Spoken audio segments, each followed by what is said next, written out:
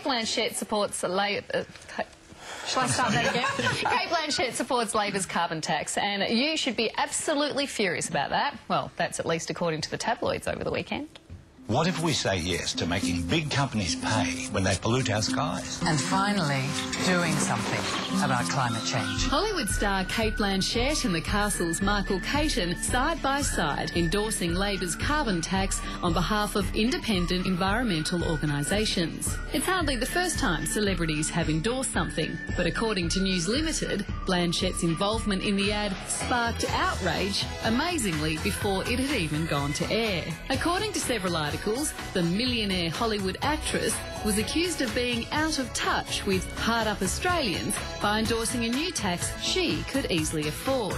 Ironically, Senator Barnaby Joyce was quick to endorse the News Limited line of attack and criticised Blanchett for endorsing something she didn't understand. I say to Cate, just think about the people who really are doing it tough now. In response, Julia Gillard endorsed the Hollywood star for endorsing the PM's policy. Cate Blanchett has had her voice heard on climate change. That's appropriate. And Blanchett's not alone. Today, 140 community leaders publicly supported the carbon tax, including former Liberal leaders Malcolm Fraser and John Hewson. You can criticise the selection of the 140 that put up their hand, but I tell you, there'll be tens of thousands of others out there who will believe exactly the same thing. So should Hollywood stars keep their views on government policy to themselves? Or is there a more sinister reason for the backlash against Cate Blanchett?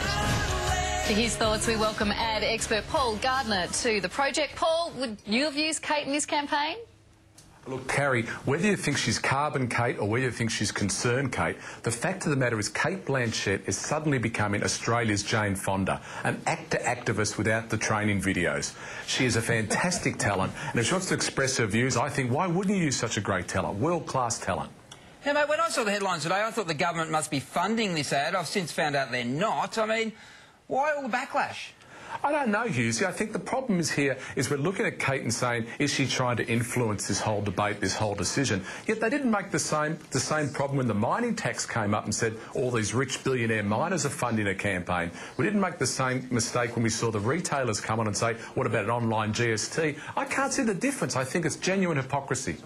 Paul, you make a very good point, but it does come down to perception. Do you think there's anything in the idea that perhaps Cate Blanchett doesn't represent average Aussies?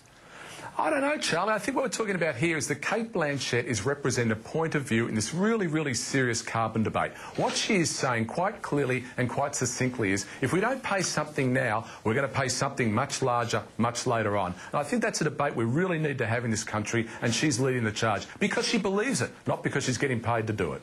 And the Carbon Cate headline and the nature of the story in the News Limited tabloid seems to suggest they were trying to discredit Cate and then through Cate the tax. And yet it seems to me that it just drew attention to the whole issue. Well, Barry, as you well know, this is a debate that's been threatening to boil up and threatening to break out in public for some time now. It's about time we got down to the basics of it. What is this carbon tax going to look like, and what does it cure? What problem will it solve? Now, advertising go part of that way, and it's not just Cate Blanchett, it's Michael Caton, it's a large proportion of scientists in the world that believe this is a real threat. We have to get the debate out on the table now, and if what she's saying is wrong in that ad, well, the opposition, the coalition, and all the opponents for carbon tax, they have their chance to come out and say, this is wrong and this is why it's wrong. And don't people like seeing celebs get off the red carpet and actually front and stand up for what they believe in?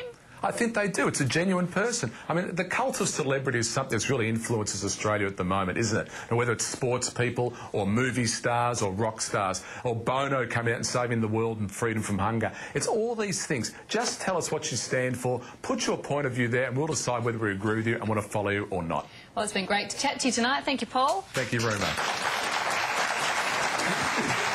Even though there's a total absence of detail on this issue, it's going to be the most over-reported issue in the country. Like when the newspapers can't lead with a story on the carbon tax, they lead with a story about advertising on the carbon tax. I find it remarkable that Cate Blanchett, she's too wealthy to have an opinion on this issue, apparently. The person I thought deserved scrutiny in the ad, if she's too wealthy, what about this little old lady in the ad with the giant coin? She's loaded. Or she's a tiny woman. I'm not sure. You should not be doing jokes on this. You shouldn't, Charlie. No. I'll tell you why, because Tony Wins is an independent MP who's going to be voting on this, and he believes it's not a funny issue. He believes it's very, very, very serious. Watch this. This is a serious issue, but if the world isn't serious, we'll be like lemmings off a cliff. Tony, the $10 is too little. What's the bare minimum? Oh, $1.32. No, it's not a matter of jokes and games, Tony. Obviously, it's a lot of people love it. I don't know the answer to that. So I did a joke, all right?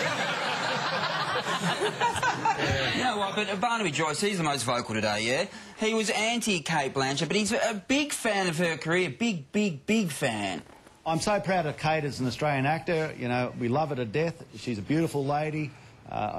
Everyone loves The Curious Case of Benjamin Britten. I love that. Curious Case of Benjamin Britten, one of my favourite films. That's one of my favourite made-up films of all time. Speaking of Britain, I'll tell you how pissed we are. A couple of weeks ago in the UK, they announced that they were going to reduce emissions by 50%. That's significantly more than what they plan to do in Australia.